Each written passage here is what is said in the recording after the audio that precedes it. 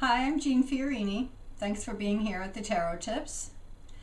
Today we're going to talk about the Death card, but not exactly. We're going to talk about the idea of physical death and how it might be depicted in cards other than the Death card. A lot of people, especially people who are coming for readings, not necessarily readers, because many times if you've been studying the tarot and doing your learning, you understand that the Death card is less about a physical death and more about a shift in identification. How do I think of myself? What parts of me are ready to be let go of, and what new parts might be emerging? This is a card of transition. It's a card of shifting motivations in a person's life. It's a real card of letting go. It's helpful to remember that it's card 13 out of 22. So it's not the final word. The Death card isn't the last card.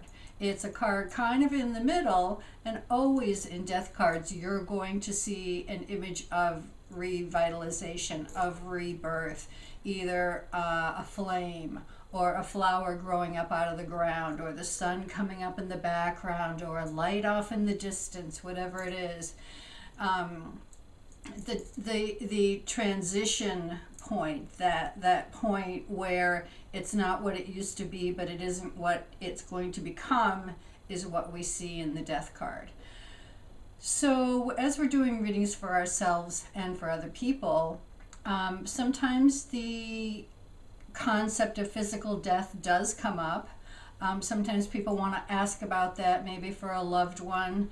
I don't ever let somebody, and it's often a younger person who asks, when am I going to die? It's like, we're not even going to go there. That's not what I'm talking about today. What I'd like to talk about today are examples of things that I've seen in my experience as a reader over time, almost 30 years, where certain cards have come up that we might not expect, that indicate that a physical death has occurred, is likely to occur. Maybe, if someone has died, a loved one might come and say, tell me something about my loved one. What do I need to know about their passing? Something like that. So I'm going to show you a few things that have come up in actual readings over the course of time. And you can put it in your pocket of possibilities for how the issue and the experience of physical death might want to show itself in the tarot cards. The first card I can use as an example is the World card. Now, if you're following through on the videos, we did talk about the World card in the previous video from this one. And, we touched on the idea that the World card is about completion. It's about actualization. It's about everything being in its place. So I have seen this card come up when people have asked about loved ones who have passed, and the idea that to me feels very comforting is that this person did what they were here to do. They completed their contract. They did their job. They did what they came into this life to accomplish. They achieved their fulfillment. There was no other place for them to move in terms of growth and experience. So the World card, card 21, the last card of the Major Arcana series, we don't often think about it as a death card, but it's got connections to this idea of closure and completion and job well done. Okay, so that's the first one I want to talk about. The second card, and here's a real enigma or paradox. The Sun card often is associated with birth. We see this young child, we see the exuberance of life, we see the freedom, we see the innocence. I have seen the Sun card come up for people, and the not for people who are sitting across from me, but when people ask about loved ones, that there's a sense of release. we could see this brick or cement or whatever it is wall in the background as the world of form.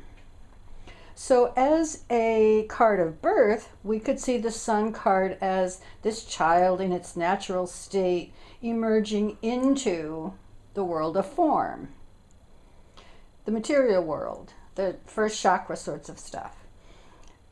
We could look at it though from the other side and see it as someone who is released from the world of form, absolutely connected to their natural state. We see, you know, the person on the horse. We see somebody with no clothes on. We see absolute exuberance. So there's a sense of release there, of freedom, of, as a friend of mine says, shuffling off the mortal coil. So the Sun card paradoxically can be about birth, but it also can be about birth to the other side, birth to the non-physical world, passage from this world of concreteness into a more circular, I want to say, and less limited existence. Along those same lines, we can throw the Fool card in there too. Here we see the card of absolute oneness with the universe. The Fool being, you know, he's not connected to his physicality. He is, if you want to, you know, use the overused expression, he's one with the universe. You know, he's one with the world and the whole cosmic world. Whereas there isn't any consciousness in the Fool card of personal awareness. You know, the Fool card as the 0 point also can be a card that indicates that someone really, their path took them to the place of no thingness, nothingness. The last example I want to put out there is this 3 of Wands. And I have seen this a couple of times for people who were ready to pass. And in this case, my experience has been that 3 of Wands is kind of a let me out of here kind of an energy. Like, I want to walk through the gate. I don't want to be back here. I want to be on the farther shore. So this is a little bit more of a willful card. You know, it's a minor arcana versus the other cards that I've put out here today. You know, we might think of 3 of Wands as kind of a little rather insignificant card, but around matters of being here or not being here, staying on the planet or not, I've seen this a couple of times as people who were ready to not be here, to turn their back on where they've been, to walk through the gate, to transition. We can really see the sense of almost longing to be somewhere else. So I don't want people to look now at 3 of Wands and say, oh, that can mean death. I think it's really important to remember that if the subject is about transition, physical death, loved ones' passings, that these cards can come up to indicate those sorts of things. I want you to kind of keep them as possibilities when those topics arise. But, you know, the intention here is not to say that the 3 of Wands can mean death. Okay, just to be clear there. So, cards that we might not expect. You know, and really, for the most part, when you look at them as a group, these are fairly contented, happy, liberated cards of freedom, every single one of them. So just a little something to put in your pool of possibilities when you're doing your readings for yourself and other people. Remember, keeping in mind that the subject really needs to be about the topic of transition, physical death,